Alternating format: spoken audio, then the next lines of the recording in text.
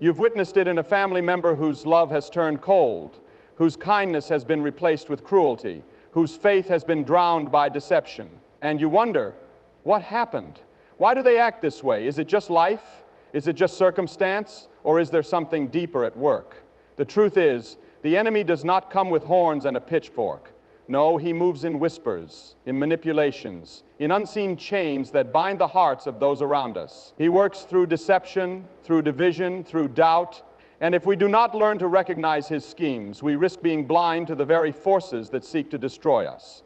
Today, I want to show you how to open your eyes, how to discern the spirit behind the words, the motives behind the actions, and the hidden war raging behind the smiles and familiar faces. Because, my friends, it is not enough to see with the eyes of the flesh.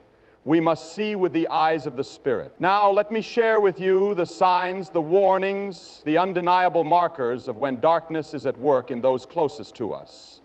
Listen carefully, because what I'm about to tell you could save your relationships, your faith, and even your soul.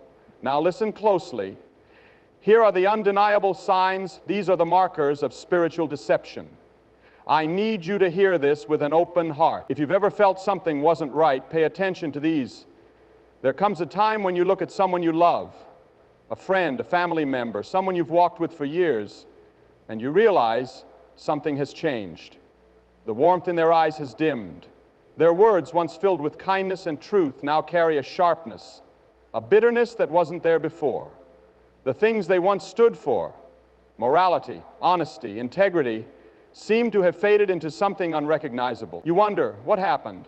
You ask yourself, where did the person I once knew go? This, my dear friends, is one of the first and most dangerous signs of demonic influence, a shift in character and morality. The enemy doesn't attack all at once. He is subtle, he is deceptive, and he is patient. He plants small seeds of compromise, little changes that seem insignificant at first.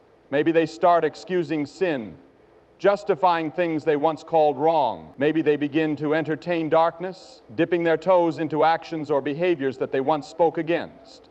It happens gradually, almost imperceptibly, like a slow poison that numbs the conscience over time.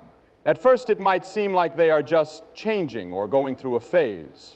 But be warned, when a person begins to drift from what is righteous, when their moral compass begins to shift without conviction or remorse, something deeper is at work. The Bible tells us that the enemy comes to steal, kill, and destroy.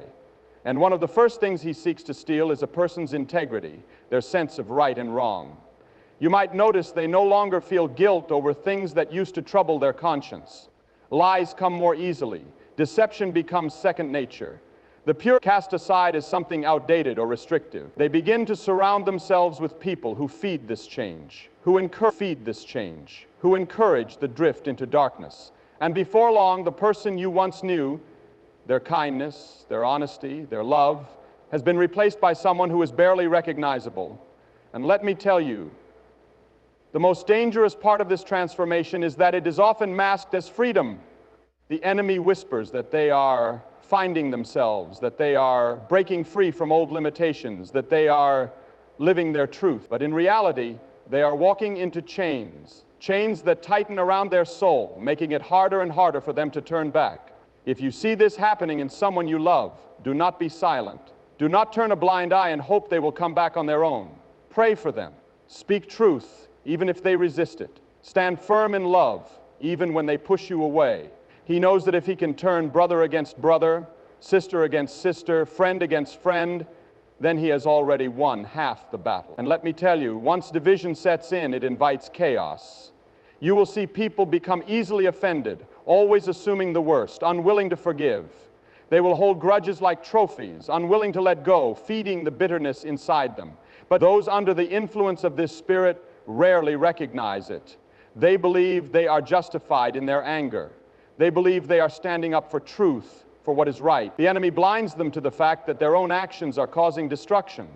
And unless their eyes are opened, they will continue down a path that leaves them isolated, surrounded by broken relationships and burnt bridges. Remember this, the enemy's greatest fear is unity. He knows that when people stand together in truth and love, his power is broken. So if you see division creeping in, stand against it. Because when a person no longer sees the need for truth, They have already begun to fall deeper into the enemy's trap. So what can you do? Pray for them. Do not argue with